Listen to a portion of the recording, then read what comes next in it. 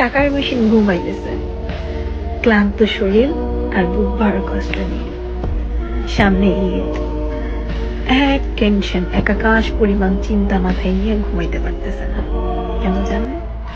রোজা চলে যাইতেছে, ফ্যামিলিকে মার্কেটিং এর জন্য এক্সট্রা টাকা দিতে হবে, বাড়িতে অনেক খরচ আছে, সেগুলো দিতে হবে, সারা বছর যাদেরকে দেয় না তাদেরকেও দিতে হবে, নিজেকেও চলতে হবে, আবার মানুষের কাছ থেকে আনা ঋণও পরিশোধ করতে হবে। এত এত চিন্তা নিয়ে, এক বুক কষ্ট নিয়ে একটা মানুষ ঘুমাই কেমনি বলেন তো? কিন্তু আমরা পরিবারের মানুষ হা করে তাকায় রয়েছি যে কখন সে টাকা পাঠাবে। একটা ধরে মার্কেটে যাবো, পরিবারের সবার জন্য মার্কেট করবো, নতুন জামা কিনবো, নতুন ড্রেস কিনবো, নতুন ভালো ভালো খাবার কিনবো।